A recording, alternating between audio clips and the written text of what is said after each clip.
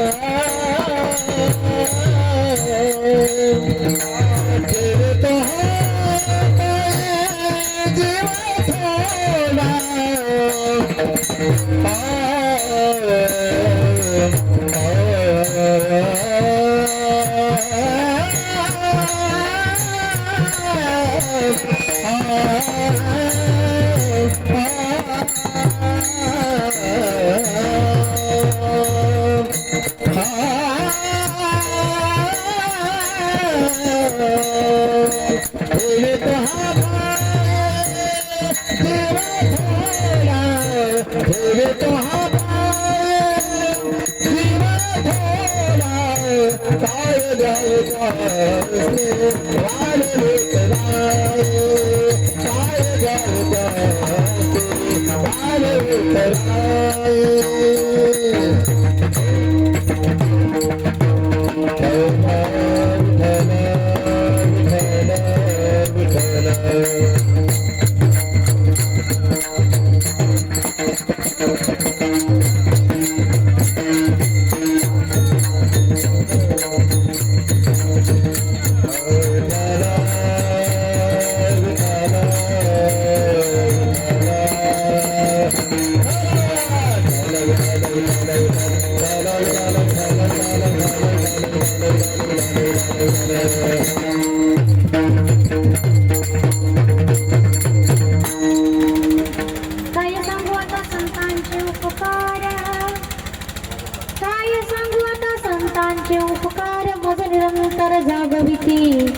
काय द्यावी त्यासे भावे उतराई ठेवी तो हा पायी जीव थोडा सहज बोलाई हाती उपदेश सहज बोलाई हितोपदेश करुणी सायांचा शिकविती तुका म्हणे मत्स धेनुवेच्या चित्ती तैसी मजैती सांभाळीन विठ्ठल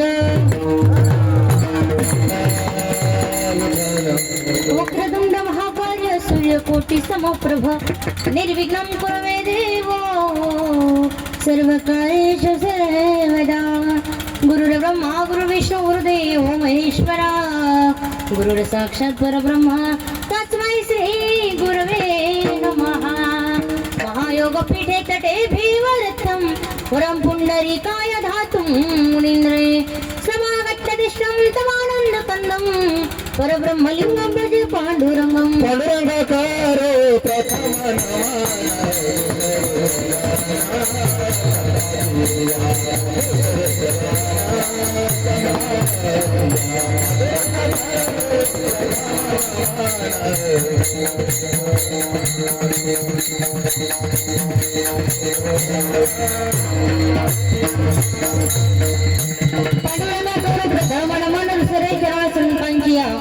त्यांच्या कृपादाने कथेचा विस्तार बाबाजी सद्गुरु दासोबा कलावज्ञ जीवोधर धावतारम कलंकं तेजोधी कामो देवक्रम कलानिशवादा पुनोधारी दक्षम समाधिस्थ मूर्तिं भजे ज्ञानदेवम् ओम नमो ज्ञानेश्वरा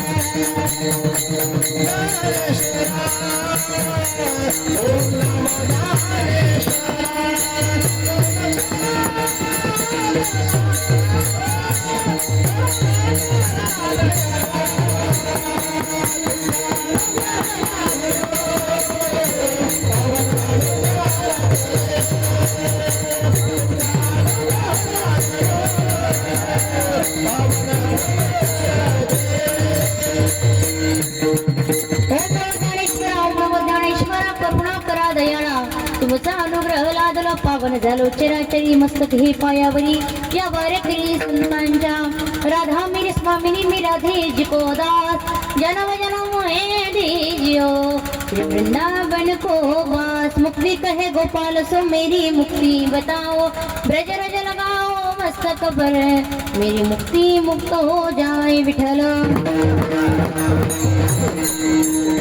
काय संवाद संतांचे उपकार मज निरंतर जागविती काय द्यावे त्याचे भावे उतराई ठेवी तो हा पायी जीव थोडा सहज बोलणे हितोपदेश करुणी सायांचा शिकविती तुका म्हणे बंद देनुवेच्या चित्ती तैसी मध्ये ती सांभाळीनं प्रस्तुत प्राप्त प्रसंग आणि प्राप्त हृदय कीर्तन रूपे सेवे करता घेतलेले अभंग जगद्गुरु जगद्वंदनीय वैराग्याचे मूर्तिमंत पुतळे सर्वांना ज्ञात असलेले वैकुंठ गमन करणारे असे असणारे जगद्गुरु तुकोबा यांचा संतपर प्रकरणातील आणि या ठिकाणी वारीच्या वाटेवर घेणारा अभंग आज आपण सेवे करता घेतलाय विठ्ठल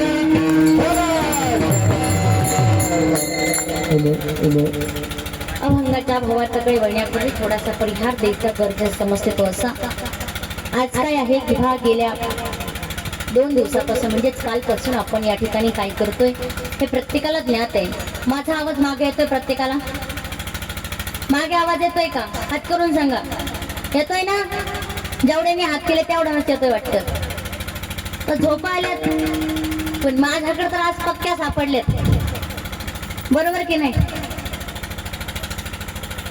आपल्याकडं असं असतं, सासूनं आपलं सुनानं सासूचं ऐकायचं राहतं, बरोबर की नाही? पण आता पक्क्या मला सापडले इथं सगळ्याजणी सासू आहेत ना माझ्या.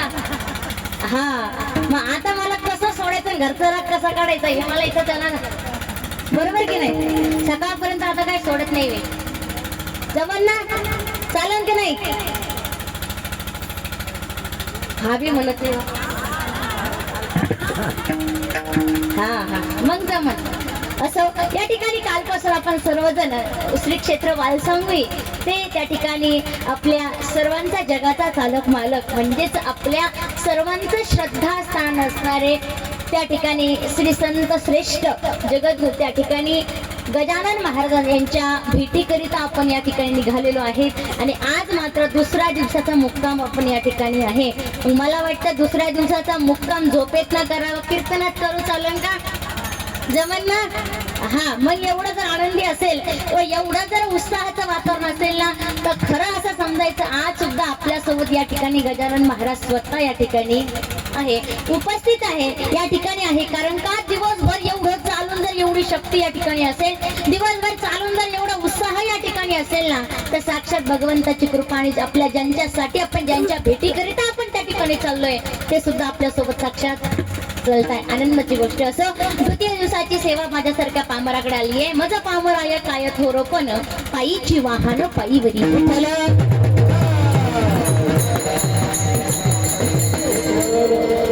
प्रस्तुत अभंगामध्ये जर धावता अर्थ बघितला तर जगद्गुरु तुकोबराय या ठिकाणी सांगताय की या संत मंडळीचे उपकार आपल्यावर इतके आहे, इतके उपकार आहे, इतके उपकार आहे, तर या संत मंडळीच्या उपकारातून उतराई होणं अशक्य आहे.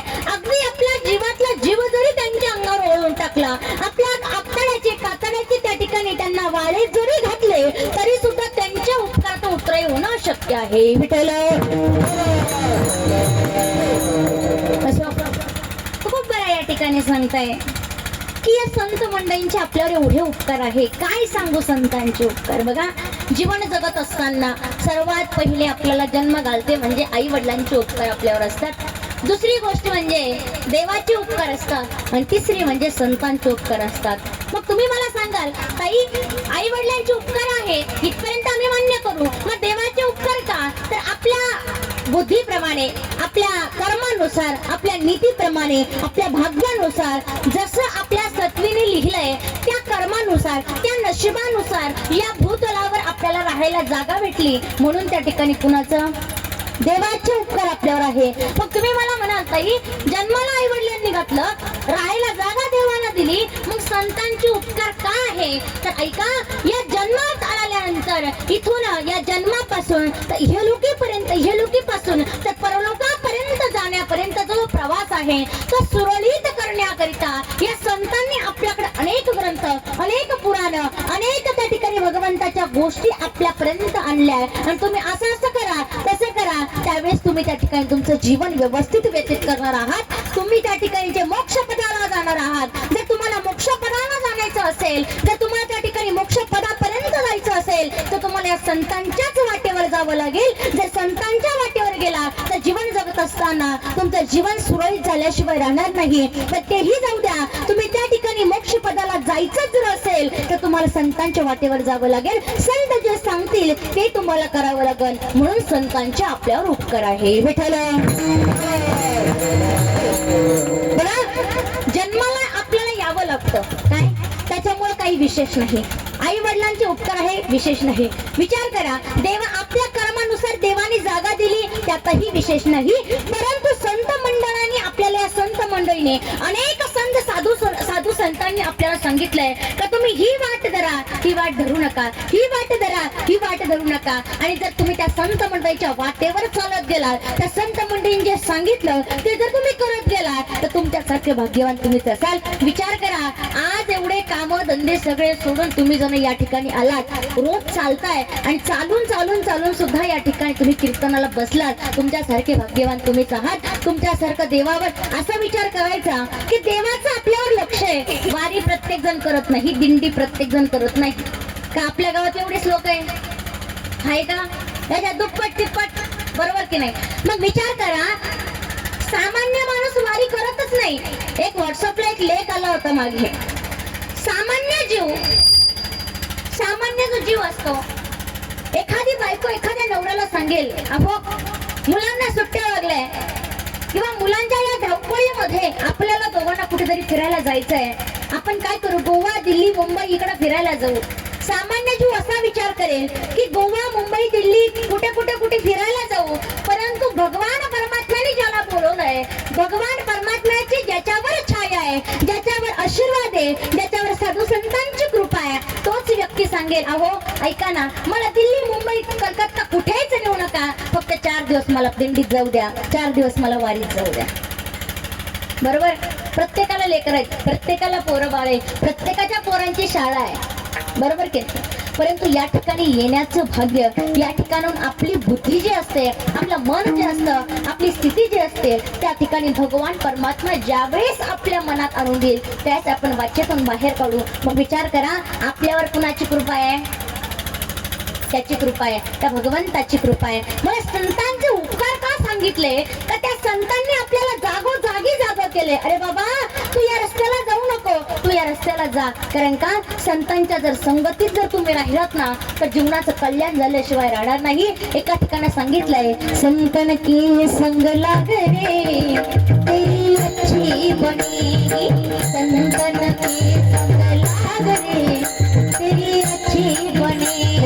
संतन के संग लागे तेरे अच्छे बनेगे, संतन के संग लागे तेरे अच्छे बनेगे, तेरी बिगड़ी बनेगी, अच्छी बनेगी तेरी किस्मत जुड़ेगी,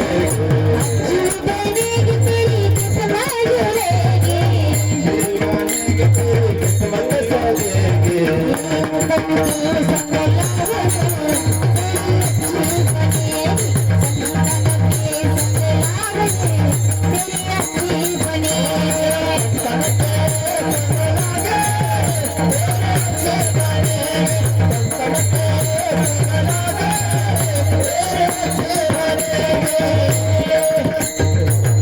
संतांच्या संगतीत जर तुम्ही राहाल तर तुमचं चांगलं झाल्याशिवाय राहणार नाही. आणि विचार करा ना, आज तुमच्या सोबत सगळे आधी करून सर्व संत तुमच्या सोबत चालताय, कोणत्या ना कोणत्या रूपामध्ये संत मंडळी तुमच्या सोबत चालताय. मग विचार करा, तुम्ही किती भाग्यवान असाल का तुम्हाला या ठिकाणी या संत मंडळीसोबत चालायला भेटते. कारण तुम्हाला एक गोष्ट सांगते, जर संतांना खुश केलं किंवा संतांच्या बरोबरीत तुम्ही राहिलात किंवा संतांची तुमच्यावर जर कृपा झाली तर आपोआप देवाची कृपा तुमच्यावर होणार आहे. संतांना जर तुम्ही जीव लावला, वारकऱ्याला जर तुम्ही जीव लावला तर देवाची कृपा आपोआप तुम्हाला होणार आहे. एका ठिकाणी दृष्टांत तुम्हाला सांगते का देवाला हा वारकरी किती प्रिय आहे. आपण आज तुम्ही सर्वजण वारकरी आहात, तुम्ही आज सगळे दिंडी चालक मालक सगळे तुम्हीच आहात. वारकरी किती प्रिय आहे देवाला हे मी तुम्हाला एका दृष्टांतावरून सांगते.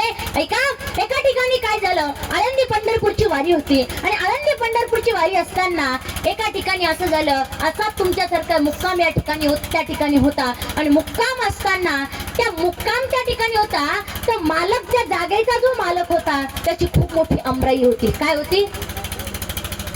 झोपा आले का मला? जेवण करायचे ना अजून? हा, काय होती? मोठ्याने सांगा जास्त. हा, आमराई म्हणजे काय? पेरूचे झाड. मग हा, आंब्याचे झाड होते, खूप मोठी आमराई होती आणि आमराई असताना सुंदर प्रकारे त्या मालकानं रात्री पूर्ण दिंडीला, पूर्ण वारकऱ्यांना त्या ठिकाणी आंब्याचा रस आणि त्या ठिकाणी पुरणपोळीचं जेवण केलं. आंब्याचा रस सगळ्यांना पोटभर खाल्ला. दुसऱ्या दिवशी वारकरी पहाटेच निघाले आणि पहाटेच निघाल्यानंतर वारकऱ्यांना सांगितलं की ऐका, सगळे निघाल्यानंतर एक वारकऱ्याच्या आंब्याच्या मालकाने बोलावलं, इकडे आण दादा. दादा गेला आणि गेल्यानंतर सांगितलंय, बघा हे 5 आंबे घ्या आणि हे आंबे मात्र भगवान परमात्म्याला द्या, कारण माझं काही वारीला येणं होणार नाही. वारकऱ्याने ते 5 आंबे ठेवले, आपल्या थैलीमध्ये, आपल्या पिशवीमध्ये ठेवले. पिशवीमध्ये ठेवल्यानंतर पंढरपुराच्या वाटेने निघाले. पण पंढरपुराच्या वाटेने निघता निघता निघता निघता निघता वारकऱ्याला भूक लागली. वारकऱ्याने 2 आंबे खाऊन घेतले. वारकऱ्याने 2 आंबे खाल्ले आणि खाल्ल्यानंतर 3 आंबे मात्र पिशवीत घेऊन गेला. चंद्रभागेचं स्नान केलं, पुंडलिक रायांचं दर्शन घेतलं आणि दर्शन घेतल्यानंतर बारीला लागले. बारीला लागल्यानंतर आठवण झाली, अरे आंब्याच्या मालकाने आपल्याला आंबे दिले, ते आंबे मात्र आपल्याला पुढे ठेवायचे. त्या ठिकाणी देवाचं दर्शन घेता घेता 3 आंबे पिशवीतून काढले, भगवंताच्या मूर्ती पुढे ठेवले, वापस आले. वापस येता येता येता येता त्याच आंबराईच्या मालकाकडे मुक्काम केला. मुक्काम केल्यानंतर भगवान परमात्मा स्वप्नात आले. कुणाच्या? आंबराईच्या मालकाच्या स्वप्नात आले. आणि त्या मालकाच्या स्वप्नात आल्यानंतर सांगितलं का रे बाबा, एवढा मोठा आंबराईचा मालक, एवढे मोठे तुझ्याकडे आंबे आणि माझ्यापर्यंत फक्त 2 आंबे पाठवले. त्या आंबराईच्या मालकाला रागायला उठले. तेवढ्या रात्री उठले आणि त्या वारकऱ्याकडे आले. वारकऱ्याला सांगितलं, लक्ष देऊन ऐका, खूप सुंदर दृष्टांत आहे. वारकऱ्याला सांगितलं, वारकरी बुवा तुम्हाला आंबे किती दिले होते? सांगितलं, बाबा तुम्ही आंबे 5 दिले होते, परंतु त्यातले 2 आंबे मला भूक लागली म्हणून खाल्ले, पण 3 आंबे मात्र देवापुढे ठेवले. त्या आंबराईच्या मालकाला राग आला.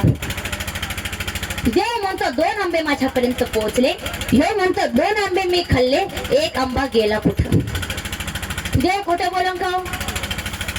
देव खोटं बोलन? मग वारकरी खोटं बोलन? मग कोण खोटं बोल राहिलं? मी?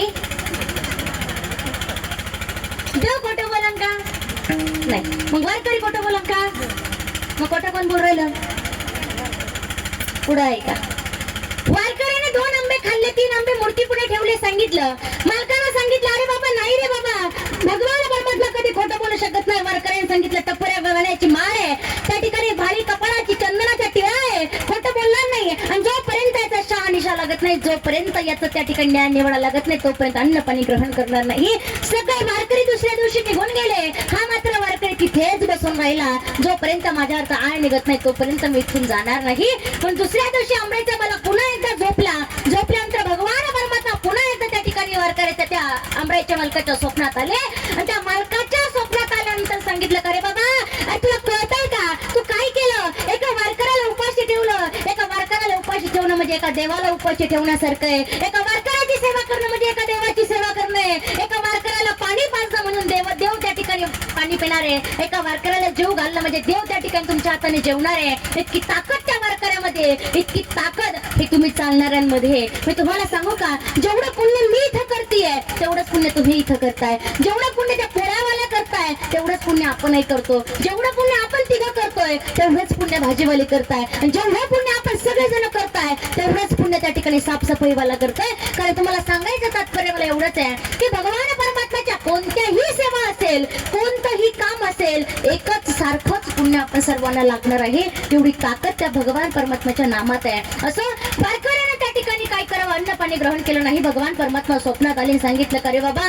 एवढा मोठा आंबराईचा मालक आणि एका वारकऱ्याला उपाशी ठेवलं. त्या वारकऱ्याला उपाशी ठेवल्यानंतर तुला देवाचा शाप लागल्याशिवाय राहणार नाही. सांगितलं. स्वप्नात उत्तर दिलं, देवा अहो तुम्हाला सांगू का, 5 आंबे मी त्या ठिकाणी दिले होते आणि त्या 5 आंब्यामध्ये तो सांगतो 2 आंबे मी खाल्ले, 2 तुम्ही सांगतात की 2 आंबे त्यानं मला ठेवले. मग विचार करा 1 आंबा गेला कुठं? भगवान परमात्म्याने सांगितलं, अरे मूड माणसा, भल्या माणसा, 3 आंबे जे मूर्ती पुढे ठेवले होते ते बडव्यांनी कधीच उचलून पोरा बाळांना खायला दिले, पण जे 2 आंबे त्या वारकऱ्यांना खाल्ले ते 2 आंबेच माझ्यापर्यंत पोहोचले. सांगायचं तात्पर्य एवढंच आहे, वारकऱ्यामध्ये, दिंडीमध्ये चालणाऱ्यांमध्ये एवढी ताकद आहे, वारकऱ्यामध्ये एवढी ताकद आहे. म्हणून त्या ठिकाणी तुम्हाला सांगायचं मला एवढंच आहे की संतांचे उपकार आपल्यात का आहे का? संत मंडळी आपल्याला सांगतात वाऱ्या करा, दिंड्या करा, कारण आषाढी कार्तिकी पंढरीची वारी साधन निर्धारी आन नाही. कारण वारी केल्याशिवाय साधनच नाहीये. जीवनामध्ये आल्यानंतर एकदा तरी प्रत्येकाने वारी केली पाहिजे, एकदा तरी प्रत्येकानं त्या ठिकाणी दिंडी केली पाहिजे, साधू संतांच्या संगतीत गेलं पाहिजे. आणि विचार करा, काय सांगू संतांचे उपकार, मग निरंतर जागविती, जागो जागी ते आपल्याला जागवत आहे. अरे बाबा तू काय कर, व्यर्थ वेळ घालू नको, या संसारात राहू नको. या संसारात न राहता तू परमार्थामध्ये जा. संसारात राहा, पण कसं?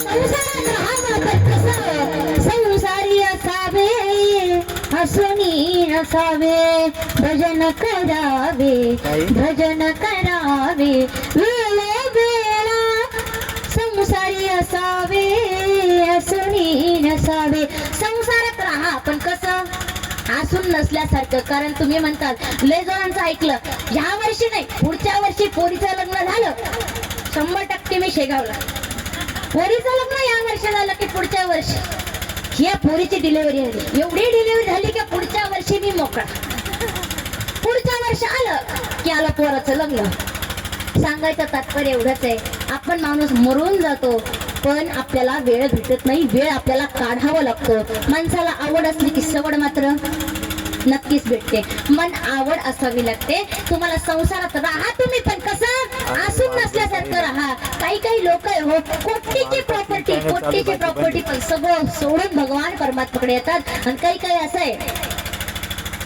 एकदा जर तेल टाकलं तर दुसऱ्या देवाला तेल टाकायला राहत नाही पण नाही संसार संसार संसार संसार पण ऐका जीवनामध्ये संसार काहीच नाहीये सगळं इथं सोडून जायचंय किती मोठा प्रॉपर्टीवाला असं सगळं इथं सोडायचंय काहीच सोबत घेऊन जायचं नाही सोबत काहीच घेऊन जायचं नाही सोबत जर घेऊन जायचं असेल तर ते फक्त काय तुम्हाला सांगू का भगवान परमात्म्याचं नामचिंतन आहे भगवान परमात्म्याची सेवा आहे एवढंच आपल्याला सोबत घेऊन जायचंय का तर हा जीवन हा देह आपल्याला त्यासाठी मिळालाय देव दिला देह भजन गोमटा तो झाला फाटा बाधिकेचा देवाने जो तुम्हाला देह भेटलाय हा तुम्हा आम्हाला सगळ्यांना देह जर भेटलाय तो फक्त भजना करिताच मिळाला आहे सकारात्मक भूमिका लावली आहे काय तर फक्त देवासाठीच भजन करण्यासाठी देह मिळालाय पण आम्ही सगळं भगवान परमात्म्याचं भजन देतो सोडून आणि आम्ही फक्त काय करतो फक्त संसार संसार याने 2 व्हीलर घेतली म्हणून मी 4 व्हीलर घेतलीच पाहिजे याला 4 व्हीलर घेतली म्हणून मी ट्रक घेतलाच पाहिजे एवढी बराबरी आपण करतोय पण आपण असं म्हणत नाही याला 2 माळ्या जपल्या म्हणून मी 4 माळा जपन ही बराबरी आपण कधीच करत नाही पण आपण विचार करा हा जो देह आहे हा देह फक्त आपल्याला त्या ठिकाणी भगवान परमात्म्याच्या चिंतनाकरिताच मिळालाय पण जीवनामध्ये आपलं होतं असं आपण ज्याच्यासाठी आलोय तेच आपण विसरून गेलोय आपण जे करतोय ते विसरून गेलोय साधारण जीवनामध्ये तुम्हाला सांगते आता एखाद्या दिंडीमध्ये आलं इथपर्यंत आलं ना आज मात्र कळालं मोबाईल घरी विसरला मन लागन का उद्या परवा काय काहीतरी अडचण आल्याशिवाय राहणार नाही काहीतरी इजा झाल्याशिवाय राहणार नाही काहीतरी प्रॉब्लेम आल्याशिवाय राहणार नाही आपण जर गावाला गेलो मोबाईल जर घरी राहिला तर त्या ठिकाणी काय हानी झाल्याशिवाय राहणार नाही काहीतरी हानी झाल्याशिवाय राहणार नाही मग विचार करा साधारण जीवनामध्ये जर एखादी गोष्ट आपण घरी विसरलो एखादी गोष्ट जर आपण घरी विसरलो आणि ती विसरल्यानंतर हानी झाल्याशिवाय राहत नाही मग हे जीवन मिळालंच कशासाठी हेच आपण विसरून गेलोय तर आपण त्यातली आपली किती मोठी हानी विसरले तया थोडा झाली हानी ऐका हानी झाल्याशिवाय राहत नाही म्हणून जीवनामध्ये काय करा तर विसरू नका तर आपला देह हा फक्त भजनाकरिताच मिळालाय आता इथं तेव्हा तुम्हाला एक गोष्ट सांगते यातल्या काही काही महिला अशा असन संसाराचा लय कटाळा आला चला 4 दिवस थोडस फिरायला जाऊ एखाद्याने विचार केला बघू ना मी गेल्यानंतर यांचं कसं कसं भागत म्हणून आपण दिंडीला जावं एखाद्याने विचार केला असावं की आपल्याला संसारातून काही टाइम भेटत नाही त्यापेक्षा 2-4 नामा हरिनामाचे आपल्याला ऐकायला भेटतात मग आपण त्या ठिकाणी दिंडीला जावं रोज संध्याकाळी छानपैकी कीर्तन ऐकायला भेटते बरोबर की नाही हा गावातल्या महाराज लोकांची कीर्तन असतात काल आपल्या दीपक महाराजांचं कीर्तन होतं गावात काही ऐकायला सवड भेटत नाही दिंडीत तरी ऐकू बरोबर ना हा म्हणते खरंच गावात काय ऐकायला भेटत नाही दिंडीत ऐकू म्हणजे प्रत्येकाचे जे मार्ग आहे ते प्रत्येकाचे वेगवेगळे असतात पण माझं म्हणणं एवढंच आहे का कीर्तनाला येत असताना आपल्याला 2 शब्द काहीतरी भगवान परमात्म्याचे ऐकायला भेटावे त्याची प्राप्ती आपल्याला काहीतरी व्हावी त्याच्यानुसार त्या भगवंताच्या सानिध्यात आपण 2 शब्द काहीतरी सेवा घडावी म्हणून कीर्तनाला यायचं पण एका ठिकाणी झालं असं मी गेले कीर्तनाला कुठं तुम्हाला झोपा आल्या का मी तर असा विचार केला तर पहाटेपर्यंत चल द्या नाही ना असं काही हा एका ठिकाणी कीर्तनाला गेले. कीर्तनाला गेल्यानंतर कीर्तन चालू झालं. कीर्तन चालू झालं आणि कीर्तन चालू झाल्यानंतर एक बाई रडायला लागली. काय समोरच बाई रडायला लागली. इथली नाही तिकडे सांगितलं. एक बाई रडायला लागली. रडायला लागल्यानंतर मला वाटलं मी जे सांगते ते तिला पटतंय म्हणून ती रडतीये. मी काय केलं, सगळं कीर्तन तिच्याकडेच पाहून केलं. काय फार सगळं कीर्तन तिच्याकडे पाहून केलं. तिच्याकडे पाहून केल्यानंतर सगळं कीर्तन बिर्तन सगळं झालं. झाल्यानंतर मस्तपैकी त्या बाईनं दर्शन घेतलं. दर्शन घेतल्यानंतर काही दक्षिणा ठेवली. म्हणजे इशारा देऊन जावं असं सांगते मी तुम्हाला. दक्षिणा ठेवली आणि दक्षिणा ठेवल्यानंतर निघाली.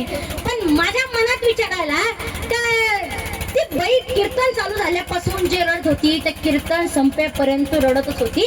पण तिला नेमकं ती रडत काऊन होती हा प्रश्न मला पडला. म्हणून मी त्या ठिकाणी गावकऱ्यांना सांगितलं, बाबा ती बाई समोरची बशील बाई होती ना, तिला मला भेटायचंय.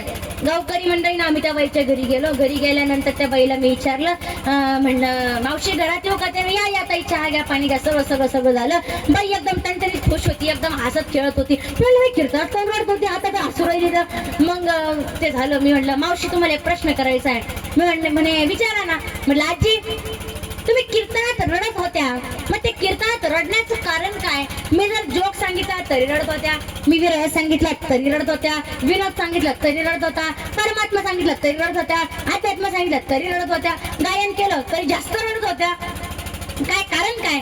त्याने सांगितलं ताई. मी म्हटलं आजी काय कारण काय रडण्याचं? तुमचे बाबा काही त्रास देतात तुम्हाला?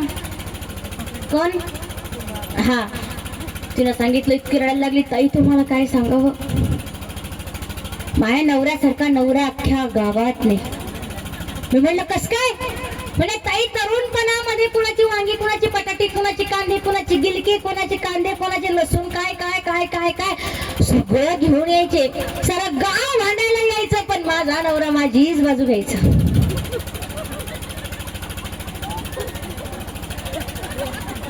लेट करून येतो.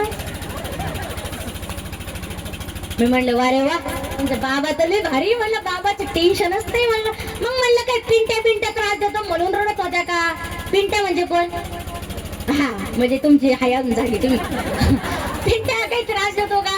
म्हणताय पिंट्याचं काही. पिंट्या म्हणजे विचारूच नका. इतकी रडायला लागली. म्हणताय तुम्हाला काय सांगावं, कोणाचे पोरं पुढे जातात तर कोणाचे पोरं पुढे जात्या, कोणाचे पोरं पुढे जात्या, पण मा पिंट्या फक्त कीर्तनालाच जातो. मी म्हटलं कुठे कीर्तनाला जातो? म्हणे कधी या गावाला जातो, कधी त्या गावाला जातो, कधी त्या गावाला जातो. मी म्हणलं अरे वा. म्हणलं तुमचा पेट्रोल पंप आहे घरचा?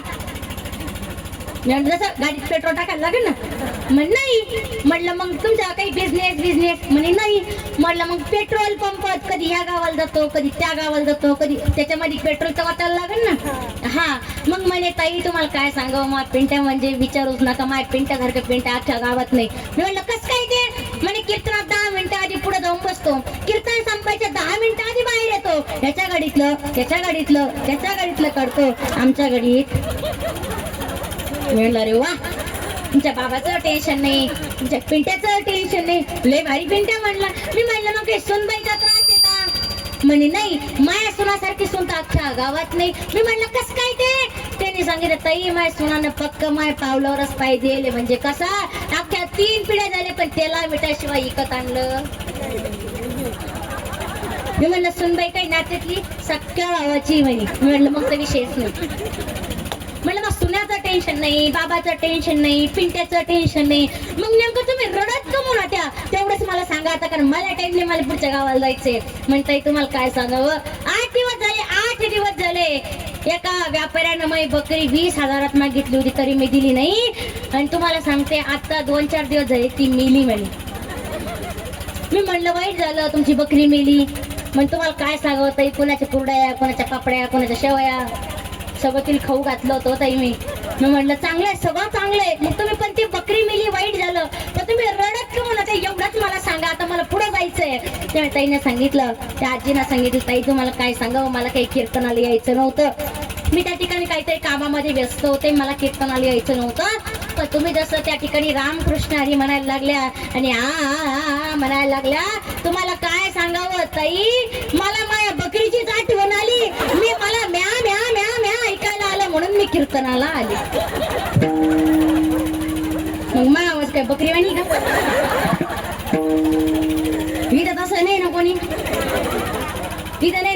कोणी मी आले ना त्या लेझीम बाया तिकडे गेल्या होत्या, त्या रोडला गेल्या होत्या, काही गोळके करून बसल्या होत्या, मग मला आवाज ऐकल्यानंतर आल्या नाही इकडं.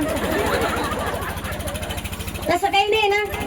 हा, मला सांगायचं तात्पर्य एवढंच आहे का कोण कशासाठी कीर्तनाला येतं, पण कीर्तनाला येत असताना आपल्याला भगवान परमात्म्याची काहीतरी प्राप्ती करायची आहे. काहीतरी आपल्याला त्या संतांचे उपकार आपल्यावर जे आहे ना, काय ज्यांनी कीर्तन आणून दिले, ज्यांनी प्रवचन आपल्याला सांगितले, ज्यांनी आपल्याला कथा सांगितल्या, ज्यांनी आपल्याला अनेक शास्त्राचं ज्ञान सांगितलं, जे शास्त्र आपल्याला कळणार नाही, वेद आपल्याला कळणार नाही, पुराण आपल्याला कळणार नाही, अगदी त्या पुराणांचं, त्या शास्त्रांचं, त्या वेदांचं अगदी सोप्या रूपात आपल्याला ग्रंथ केले. काय म्हणजे हरिपाठ असेल, काकडा असेल, कीर्तन असेल, प्रवचन असेल, मराठी भाषेत कथा असेल, हे सगळं आपल्याला संतांचे उपकार आहे आपल्यावर. तर यांनी आपलं सगळं मराठी भाषेत आपल्याला समजेल, आपल्याला रुचेल अशा भाषेमध्ये आपल्याला सांगितलं की ते उपकार संतांचे आहे. म्हणून संतांच्या संगतीत आपण राहिलं पाहिजे. कारण माणसाची संगत एवढी मोठी आहे, माणसाची संगत एवढी महत्वाची आहे. जीवनामध्ये संगत जर चांगली केली तर उच्च स्थानाला तुम्ही जाऊ शकतात, पण जीवनामध्ये संगत जर वाईटाची केली, संगत जर दारुड्याची केली तर त्या ठिकाणी अधोगतीला तुम्ही जाऊ शकतात. एखादा दारुडा माणूस जर एखाद्या प्रतिष्ठित व्यक्तीमध्ये जर जायला लागला, सामान्य उदाहरणे, सरळ साधारण, एखाद्या दारुड्या व्यक्ती जर एखाद्या प्रतिष्ठित माणसासोबत जायला लागला तर लोक म्हणतात सुधारला वाटतं. पण तोच एखादा प्रतिष्ठित माणूस एखाद्या दारुड्यांच्या घोळक्यात जर चालला, लोक म्हणतात हा कधीपासून बिघडला. सांगायचं तात्पर्य संगतीचा एवढा परिणाम आहे. ऐका, एक तुकोबारायांचा छोटासा दृष्टांत आहे. तुकोबारायांनी एक दिवस काय केलं, संध्याकाळी सुंदर प्रकारे भोजन केलं आणि भोजन केल्यानंतर तुकोबारायांच्या मनामध्ये विचार आला. विना त्या ठिकाणी आपल्या गळ्यात अटकवला आणि रामकृष्णारी रामकृष्णारी रामकृष्णारी म्हणत म्हणत म्हणत म्हणत म्हणत निघाले. तुकोबारायांचं असं होतं, मनात येईल त्या रस्त्याला, मनात येईल त्या वाटेला, मनात येईल त्या पक्षासोबत, मनात येईल त्या प्राण्यासोबत त्या ठिकाणी भजन करत निघाले. भजन करत निघत रामकृष्णारी रामकृष्णारी ज्ञानोबा तुकाराम निघत निघत निघत गेले. पण 3 चोर त्या ठिकाणी त्यांना भेटले. त्यांनी विचारलं, काय बाबा कुठे चाललास? सांगितलं, भजन करतोय. तुम्ही कोण आहात? आम्ही चोर आहात. चोर? तुकोबाराय हसायला लागले. तुम्ही चोर आहात ना, तर मी महाचोर आहे. कस काय? अहो तुम्ही तिघं फिरताय, मी एकटाच फिरतोय. असं 3 जण बाजूला झाले. एकाना विचारलं दुसऱ्या दोघांना, अरे बाबा कीर्तनकार दिसतोय, धोतर घातलेलं आहे, गळ्यात विनाय, नादाला लागू नको. दुसऱ्यानं म्हटलं, अरे वेश जरी बदलला असला तरी चोरच येतो. असं म्हटल्यानंतर तिसरा म्हणतो, अरे ऐक ना, त्याला विचारू तर खरी आपण कुठं चोरीला चालला. 3 जण परत तुकोबारायांसोबत आले. संगतीचा परिणाम सांगते. तुम्ही सुद्धा आज साधू संतांच्या संगतीत आहात, चांगल्या लोकांच्या संगतीत आहात आणि संगत चांगल्याची केल्यानंतर काय परिणाम घडतो, सुंदर दृष्टांत ऐका. 3 जण पुन्हा तुकोबारायांकडे आले. तुकोबारायांकडे आल्यानंतर तुकोबारायांना सांगितलं, विचारलं, का हो बुवा कुठे चाललात? सांगितलं, सावकाराच्या घरी. 3 विचार केला, सावकाराच्या घरी चोरी करायला? बापरे बाप. 3 विचार केला की आपण तर छोट्या मोठ्या चोऱ्या करत होतो, हा तर खरंच महाचोर निघाला, हा सावकाराच्या घरी चोरी करायला चालला. 3 जणांनी सांगितलं, आम्ही येऊ का? तुकोबारायांनी सांगितलं, हो माझ्या मागे या. याल तरी यारे लागे अवघे, माझ्या मागे मागे आजी देतो पोटवरी, पुरे म्हणालो तो वरी. जे गवळणींनी म्हटलं, गोपाळांना म्हटलं होतं, पण आज तुकोबाराय सांगता की माझ्या मागे या, पोटभर दिल्याशिवाय राहणार नाही. तुकोबारायांच्या मागे 3 चोर निघाले. 3 चोर निघाल्यानंतर तुकोबाराय रामकृष्णारी जय हरी रामकृष्णारी रामकृष्णारी वाजत वाजत वाजत सावकारांच्या घरी आले. सावकाराच्या माडी वरती होती. तुकोबाराय त्या ठिकाणी माडीवर चढायला लागले. 3 चोरांनी सांगितलं, नाही वा आमची काही हिंमत नाही वर यायची, एक काम करा, तुम्हीच वरती जा आणि तुम्ही आम्हाला माल खाली टाका, जड जड वस्तू टाका, बारी बारी वस्तू टाका. तुकोबारायांच्या मनात विचार आला की जड जड म्हणजे काय, मुसळी पाटे हे टाकायचंय का? कारण संतांना दुर्जनांची भाषा कळत नाही. तुकोबाराय वरती गेली. एक खूप वेळ तुकोबारायनं वर झाला, तरी तुकोबाराय खाली का येत नाही. म्हणून एका चोराने विचार केला, अरे मी थोडासा जाऊन तरी बघतो का तुकोबाराय करताय काय. आहे म्हणून हळू हळू वर चढला तर तुकोबरायांना बघितलं एक सुंदर असं तुळशी वृंदावन होतं आणि त्या तुळशी वृंदावनाला गोल गोल गोल गोल गोल गोल गोल गोल गरके त्या ठिकाणी रामकृष्ण हरी रामकृष्ण हरी रामकृष्ण हरी म्हणून गरके मारत होते. त्या चोरांना खाली तिघांना येऊन सांगितलं, अरे एवढा मोठा सावकाराच्या घरी त्याने चोरी करण्याची युक्ती केली, चोरी करण्याच्या त्या ठिकाणी त्याला काय केलं, हिंमत केली, म्हणजे याचा अर्थ हे जे करतोय हा एक चोरीचाच प्रकार. कोण म्हणतं असं? चोर म्हणत्या. हे तीनही चोर वरती आले. तर बरं सांगते माझ्या मागे मागे या, माझ्या मागे मागे या. संत मंडळीच आपल्याला सांगतात की तुम्ही फक्त माझ्या मागे मागे या, तुम्ही फक्त आमच्या मागे मागे या. आणि हे तीनही चोर आणि तो बरं आहे त्या तुळशी वृंदावनाला रामकृष्ण हरी रामकृष्ण हरी रामकृष्ण हरी त्या ठिकाणी गरके मारताय. पहाटेचे 4 वाजले, तिसरा प्रहर चालू झाला. तो बरं आहे सांग विचारताय, चोर विचारताय तो बरं आहे आज चोरी कधी? हा तेच चालू आहे, तू फक्त माझ्या मागे या. हा तेच चालू आहे, तू फक्त माझ्या मागे. हा 4 वाजले आणि तो बरं आहे खाली बसून घेतलं. खाली बसून घेतल्यानंतर तो बरं आहे सुंदर प्रकारे काकडा चालू केला आणि काकडा जसा चालू केला तसं ते तीनही चोरांना घाम फुटला. एवढा मोठा आवाजाने जर काकडा चालू केला तर आता आपल्याला मरण्याशिवाय पर्याय नाही.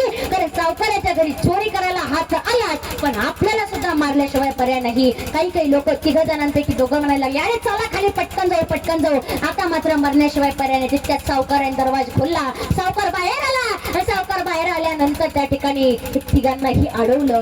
तर 4घांनाही अडवलं. तुकोबरायांनी रामकृष्ण हरी जय हरी घातलं. सावकारांनी म्हटलं, जसं तुकोबरायांनी सावकाराला बघितलं तसं लोटांगण घातलं आणि सांगितलं, तुकोबराय अहो कितक्या वर्षापासून तुम्हाला मी बोलवतोय पण तुम्ही आला नाही आणि आज मात्र तुम्ही माझ्या द्वारासमोर भजन करताय, आज माझ्या द्वारासमोर तुम्ही काकडा घाताय. माफ करा तुकोबराय, कोणी लवकर हरिपाठ म्हणत नाही. आज तुम्ही पहाटेचा काकडा माझ्या दारापुढे करताय, तुम्हाला रात्रभर बाहेर बसावं लागलं, त्याबद्दल माफी असावी. त्या तिघनंही चोरांना वाटलं आता मरण टळलं, काय आता आपल्याला कोणी मारणार नाही म्हणून तुकोबराय आणि तिनही चोरांना मध्ये घेतलं. मध्ये घेतल्याने तुकोबरायांना सुंदर प्रकारे उठण्याने चंदनाने स्नान घातलं आणि या तिघांनाही, कारण का तर त्या सावकाराला वाटलं हे तिघही तुकोबरायांचे दूत आहे, हे तिघही तुकोबरायांच्या सोबती आहे, वारकरी आहे. म्हणून या तीनही चोरांनी काही महिने झाले असेल तर आंघोळ केली नसेल, काही महिने झाले असेल तर कपडे बदले नसेल, पण या तिघांनाही चंदनाने उठण्याने स्नान घातलं, सुंदर प्रकारे पोशाख घातला आणि पोशाख घातल्यानंतर तिघांना सुंदर प्रकारे सकाळी जेवायला वाढलं. जेवायला असा थाट होता की एका ताटामध्ये 14 वाट्या होत्या, एका ताटामध्ये 14 वाट्या होत्या. विचार करा भाज्याच्या जर 14 वाट्या असेल तर बाकीचे पदार्थ किती असेल. आणि म्हणून त्या सुंदर प्रकारे जेवायला बसले. कधी न पाहिलेलं, कधी न देखलेलं, कधी न आपण खाल्लेलं या सगळ्या 14 वाट्या त्या ठिकाणी ह्या चोरांनी खाल्ल्या.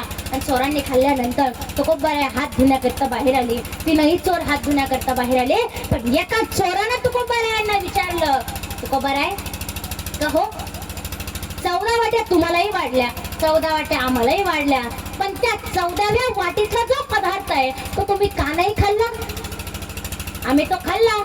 तुकोबरायांनी तुम्ही खाल्ला का? हो आम्ही खाल्ला.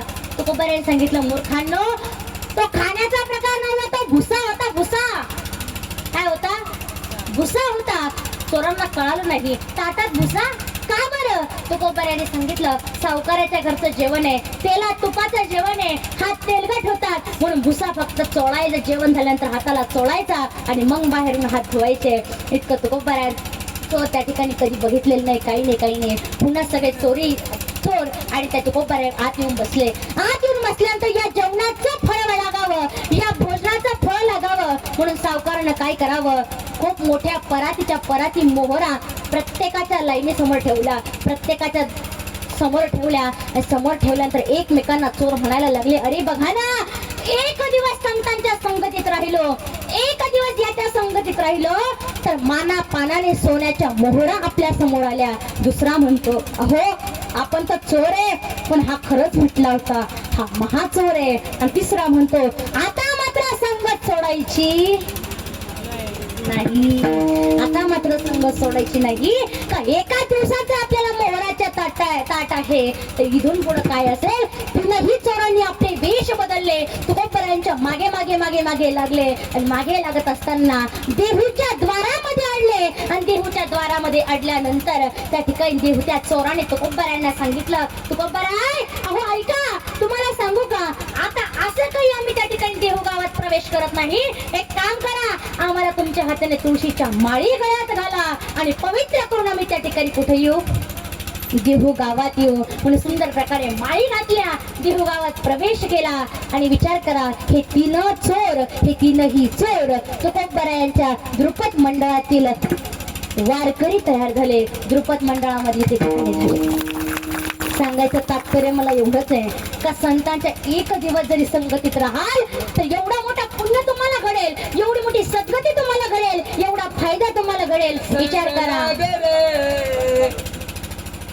विचार करा का तुम्ही 4 दिवस संतांच्या संगतीत आहे आणि संगतीत राहून त्या संतांच्या भेटीकरिता तुम्ही तिथं चालला आहात. मग विचार करा किती भाग्यवान तुम्ही सर्वजण आहात, किती भाग्य तुमचं आहात. म्हणून मी प्रत्येकाला विनंती करत असते का प्रत्येकानं वारी करा, प्रत्येकाला दिंडी करा, कोणत्याही संतांची असो, पण दिंडी प्रत्येकानं माणसाने केली पाहिजे. जे या वर्षी नवीन असेल ना त्यांना काल त्रास झाला असेल चालायचा, पण आज मात्र त्यांना जो आनंद आहे, बरोबर की नाही, हा सुख सोहळा स्वर्गी नाही. देवाला सुद्धा या सुखाचा या आनंद घ्यायचा होता, या सुखाचा आनंद घ्यायचा होता. म्हणून देवाला सुद्धा त्या ठिकाणी गोकुळात जन्म घेतला.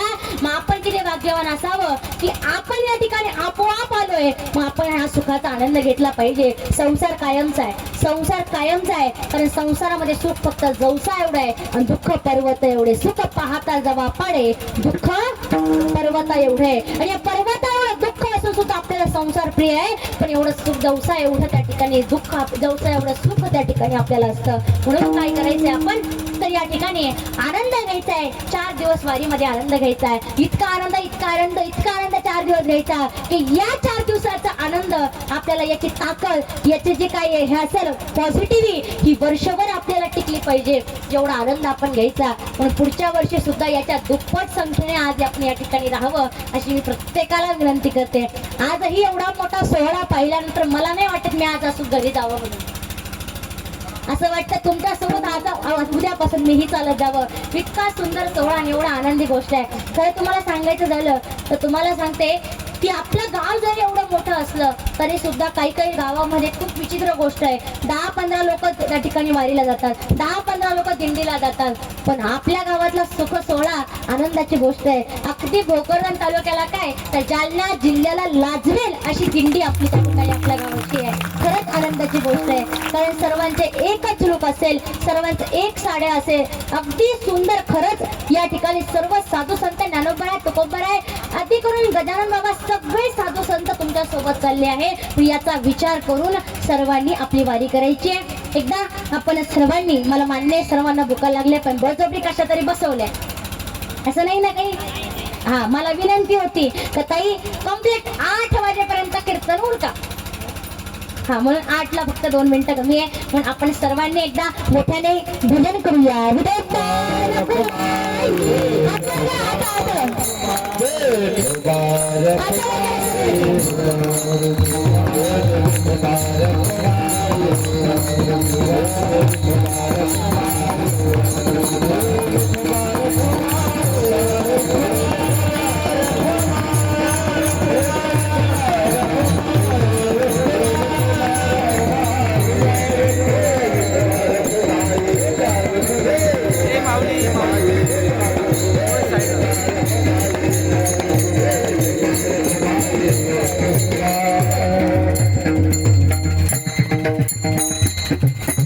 आज या ठिकाणी सुंदर प्रकारे आपण सर्वजण पायी वारी सोहळ्यामध्ये चालला आहात आणि त्यामध्ये द्वितीय दिवसाची सेवा माझ्यासारख्या पांबऱ्याकडे आली आहे. बघा, प्रत्येक ठिकाणी असं होतं, प्रत्येक गावात असं होतं जिथं पिकतं तिथं विकत नाही, बरोबर की नाही.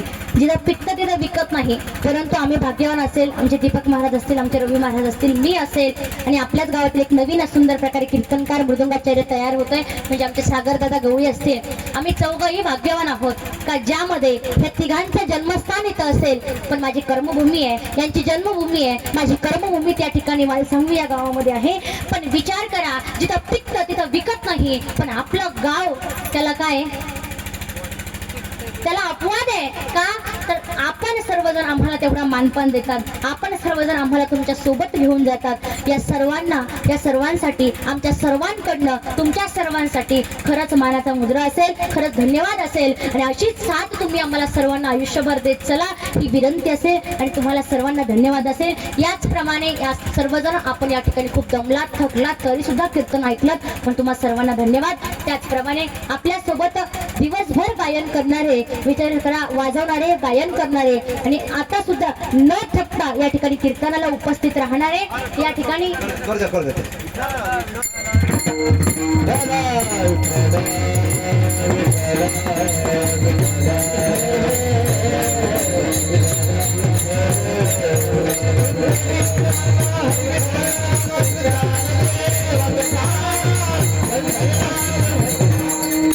आपल्यासोबत असणारे सगळे गायक वादक वृंद जी मंडळी आहे, आमचे सर्वजण भागवताचार्य असतील, गायनाचार्य असतील, मृदंगाचार्य असेल, आपल्याच गावातील सर्व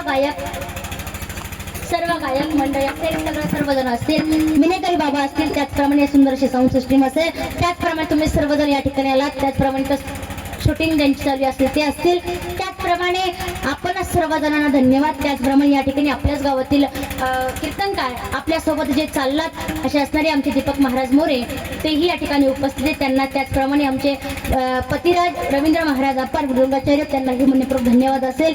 आपण सर्वजण या ठिकाणी आलात, धन्यवाद. झालेली सेवा भगवान परमात्म्याच्या चरणी अर्पण करते. त्याचप्रमाणे या ठिकाणी आमचं आज सौजन्य घेणारे असे असणारे श्री सुनील दादा लक्ष्मण वाघ हेही या ठिकाणी उपस्थित आहेत. त्यांचा आज सौजन्य यांच्याकडून असा सत्कर्म सत्कार्य घडत राहो ही ईश्वर चरणी प्रार्थना. सेवेला पूर्णविराम.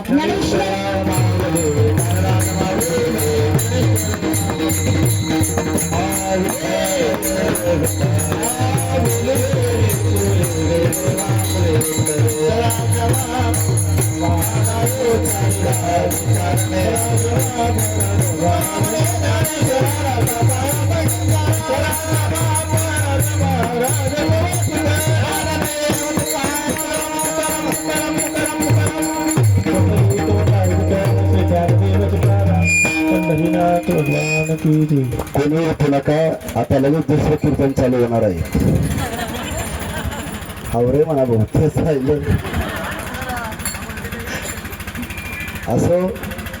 या ठिकाणी आपल्या गावातील आदरणीय हरिभक्त पावन भागवताचार्य साक्षीताई महाराज अपार एकदम खूप सुंदर आणि वेळेचे बंधन सुद्धा त्यांनी कधी पाळलेलं आहे. त्यांनी सुद्धा त्याची जाणीव आहे की पायी दिंडी सोहळ्यामध्ये कसं चालावं लागतं, काय करावं लागतं. म्हणून किंवा मायापांचा सगळ्यांचा विचार करून त्यांनी ठरल्या वेळेमध्ये खूप सुंदर असं चिंतन या ठिकाणी मांडलं आहे. समर्थ सद्गुरु गजानन महाराज की जय. ऐका ताई, हे जो प्रसाद आहेत हा खरं म्हणजे दिंडीतून नाहीत, याला सौजन्य आहेत.